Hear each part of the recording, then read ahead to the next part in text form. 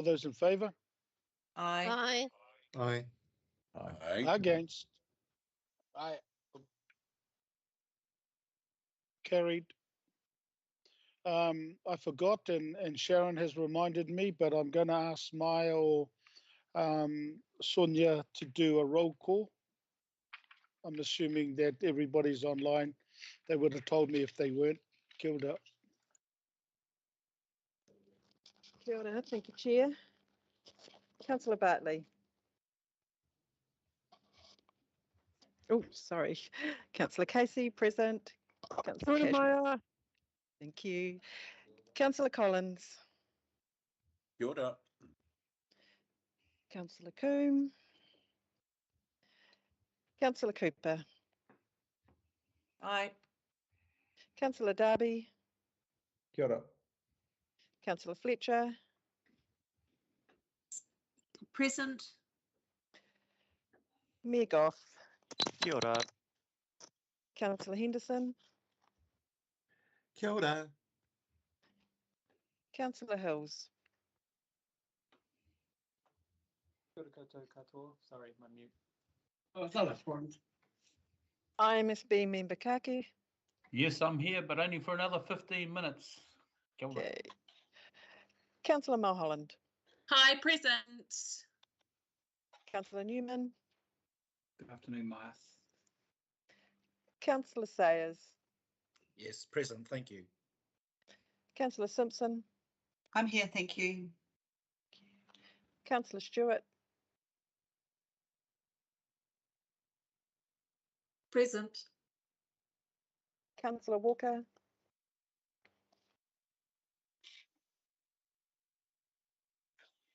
Councillor Watson. Yes, I afternoon. said, sorry. Okay, Good afternoon, Maya. thank you. IMSB member Wilcox. Aye. And Councillor Young. Thank you, Chair. Kia ora, thank you. Item 14, that's the reserve revocation for Accessway Reserve R3, New Haven Terrace, Mairangi Bay.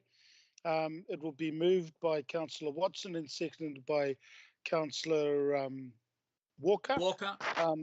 Yep, yeah, no, got that, Wayne. Thank you. And I'll just let Alan and introduce any staff online, Alan, and I'll leave it to you. Kia ora. Kia ora, Councillor Filipina. Alan Christensen here, the Manager of Land Advisory Services, and today I've got with me Wendy Morris, who is the author of this report, which is seeking approval for commencement of the reserve revocation process that is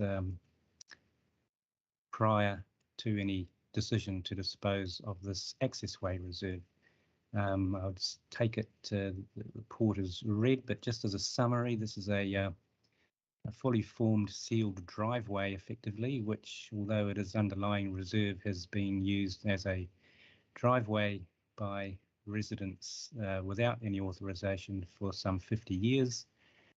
The council's need for the accessway is only for pedestrian access. In terms of vehicular access, a conditional agreement has been reached with the Presbyterian Church to acquire the land subject to the statutory processes, of course, and an easement would be granted back to council for the function of pedestrian access from one road to another. So before we even begin the process of thinking of disposal, we need to consider how we revoke the reserve process, hence the need for this report.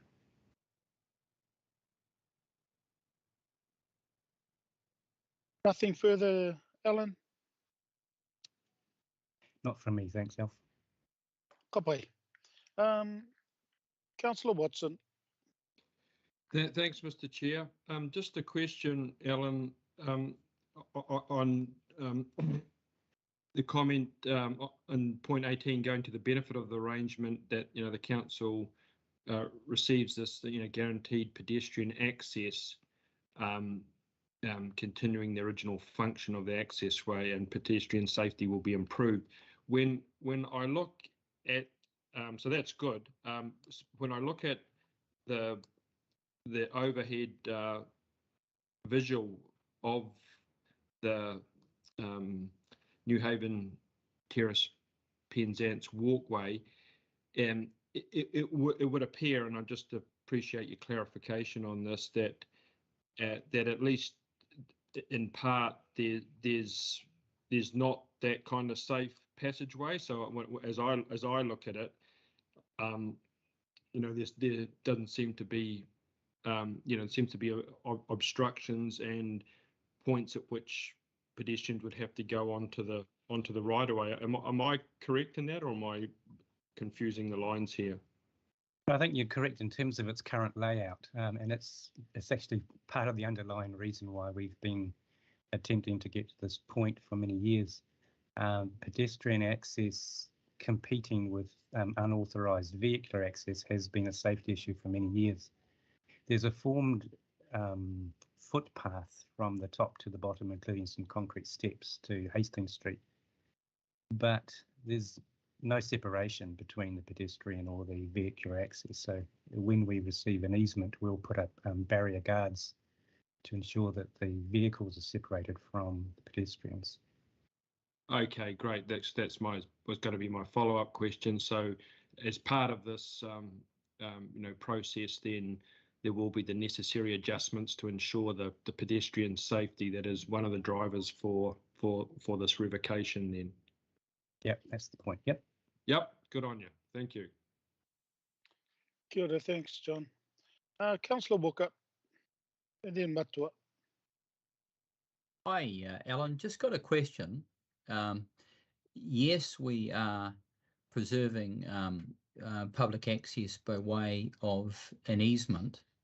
But having said that, why wouldn't we simply subdivide off the area that we want to retain as a walkway rather than the easement, so that we've got ownership effectively? Is there a reason for that?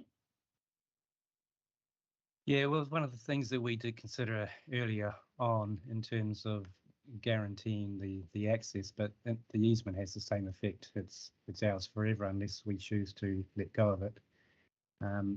The costs of subdividing it off would be quite substantial, and an easement consideration isn't part of this calculation, so we're effectively getting it for free.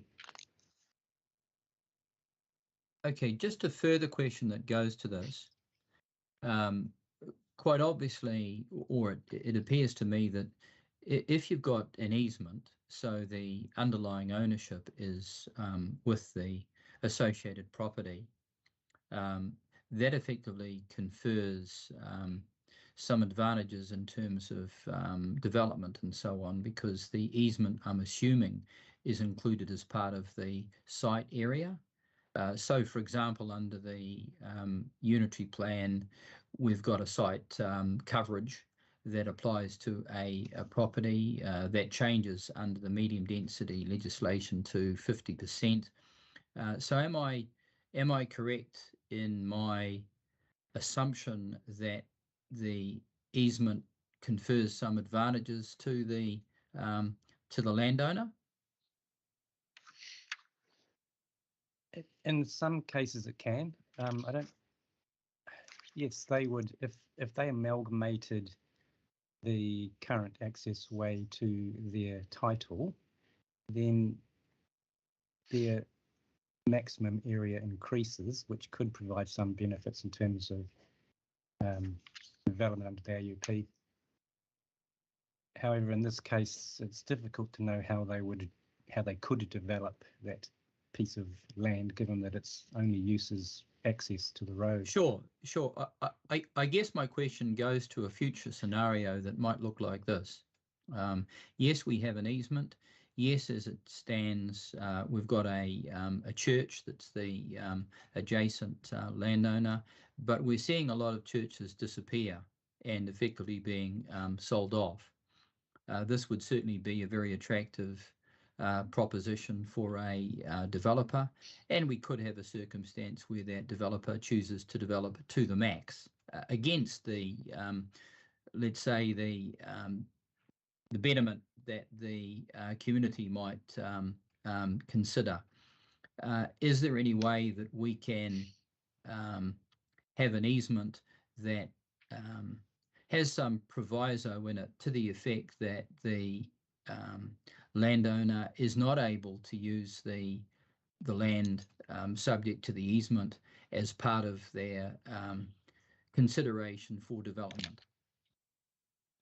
Otherwise, and if I can just go to that, otherwise we can have a very unsatisfactory situation, which is potentially happening with some easement, where you have development closer to the easement than should otherwise be the case. Am I making sense? And under the medium density legislation, that could be a development with very high walls in the immediate vicinity overlooking the easement. Yeah, I don't believe that the easement on their title would allow them to develop into the easement area or use that easement area, easement facility as it's called, to improve their maximum potential. Okay, through you, Mr. Chair, the reason I raise this issue is I'm aware of it happening already without the medium density legislation. Under the medium density legislation, this scenario becomes even more problematic. So again, I'm just raising whether there is some sort of proviso that we can have around the easement, and that might just be some additional words that effectively protect the easement from adjoining development that could compromise easement. So Alan, moving forward, that may be something that you could either consider. If you have considered it and not appropriate, please let me know. If not, we can just take it on board once the item has been put, Alan. So I'm just sort of asking you what your reflections are on that. Yeah, we're going to have a look at that. I mean, the granting by the owner of an easement to us is a disposal of their property rights anyway. So I think it's pretty much inherent in the easement. Okay. Yeah, Well, no, I'm happy with that. you can, but to a Glenn. Through you, Mr. Chair, perhaps if Ellen can come back to me on this. Yeah. Because so Wayne, I would like to examine it further. Okay, thank you. Yep, no problems at all, and I'll just leave that as part of your whakaaro as well. Matua Glenn. Thank you, Chair. I refer to your Māori impact statement 28, 29 and 30. You say there's no effect on Māori from the disposal of this reserve. What makes us, what is that based on?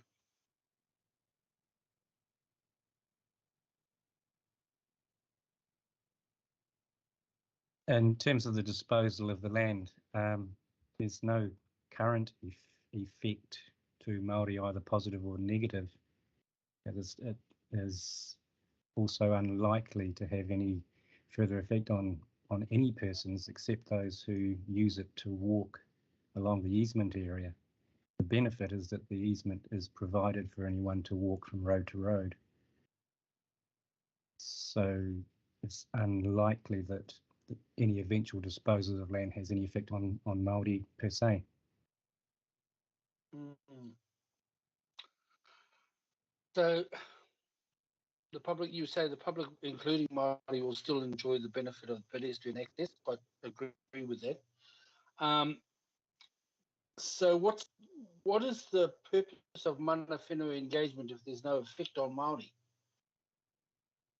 Well, there's a requirement under Part 4 of the Conservation Act for us to engage, but in any event, if we were looking at disposing of any form of Auckland Council held land, it's a part of the process that we go through. It may well be that we don't know at the time that we engage with Māori that there may be some level of significance to the land that we were hitherto unaware of. So it's always beneficial. So the reason I asked this is because I actually know about this from way back, and part of the reason for these walkways through here was to enable access down to the beach and for shortcuts down to the beach when you came down the hill. Yeah, that's So, right. 3 of them. So there is an effect, and I suppose my question is: so how will we, by having a revocation and mana whenua engagement, how are we as council going to uphold the modi of that kaupapa? Because at the moment you walk through, it's quite wide. I done the walk myself with a bag of pippies once as a young fella. So what I'm trying to understand is how will we uphold the modi of those access ways to the beach? Because basically once we hand it over to somebody else, which I'm fine with it, I don't have an issue with that. My concern is how do we maintain the modi of that pedestrian of the purpose for which it was put in? Well, there'd be no change to the access. There's 3 of those access ways that go down the slope to the beach. They'd all remain open. There would still be access way easement between. This is the second of the third of them, so the middle access way. There's no change. The only change perhaps would be that the width, current width, is reduced. Yeah. Okay. Yeah. I suppose I'm a little bit confused because I don't agree. There is no effect, and then it makes a nonsense of the thing. Then saying that we're going to have mana whenua engagement because there's no need to if there's no effect. So what I'm saying is actually there may be an effect, but we don't know what it is, which is fine. So my final question regarding this, and I think this is what I want to understand, is if mana whenua do come back, how are we going to deal with that? Because we're saying sign it off, let's move it on. What are we going to do if they come back and say there's something about this place that you need to uphold the kaupapa from which it was started? What are we going to do? Are we going to do a naming process? Are we going to do this or that or anything else? Because I think we need to highlight the reason for which these places were put in, and they've been hijacked by people who used them as driveways. And fine, that was their kaupapa. But I think we need to reinstate these walkways, similar to what Waitemata local board did when they worked out all the passageways through the whole of Auckland, and there was over 100 of them through buildings and under buildings and over buildings and all of that. So I think what I'm trying to get at is how can we make these and this is a bigger, broader sense, Chair, and maybe it is not the right place, but how can we make these pedestrian accesses available and understood that these places are there for people to use? And I suppose that would be the corridor that will come out from a lot from mana whenua. Well, I'm a mana whenua, I'm saying that right now. Yeah, the purpose of undertaking the statutory process with regard to revocation includes, public consultation.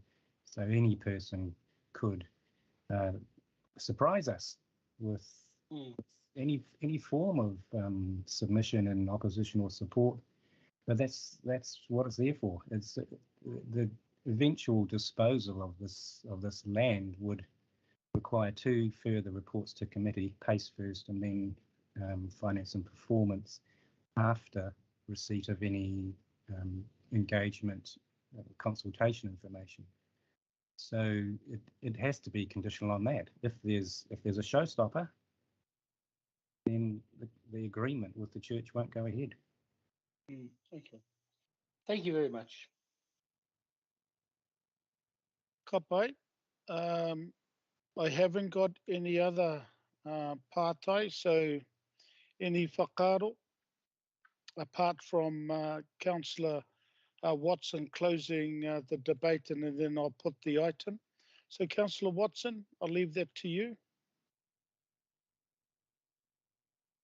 Yeah, thanks, Mr. Chair. No, I think all the relevant issues have been addressed in the report, and I guess Board Member Wilcox is just raising that point in terms of that access and that public good component, which has been spelled out in the report. But I think along with the commentary from Councillor Walker in terms of just looking every which way on this one to ensure that we don't end up in a situation where there is some impact on that public access. And I guess we say it in particularly in areas like this, which are a very valuable real estate now, where there's a strong development imperative in terms of what's enabled. And we don't want to replicate a situation where, as sometimes occurred, where the public access then is compromised either by virtue of the use of the access way, potentially in terms of any fencing or whatever, because that leads to other issues in terms of surveillance and that sort of thing. But I'm sure Alan's taken those on board. They're good points from both Member Wilcox and Councillor Walker. But other than that, Chair Alf, I'm happy to proceed with this matter. Thank you. Kia ora. Thank you. So look, it's been moved and seconded. So I'm going to put the recommendation. All those in favour? Aye. Aye. Aye. Against? Kia ora. Thank you, Ellen. Ngā mihi. We'll move to item 15 and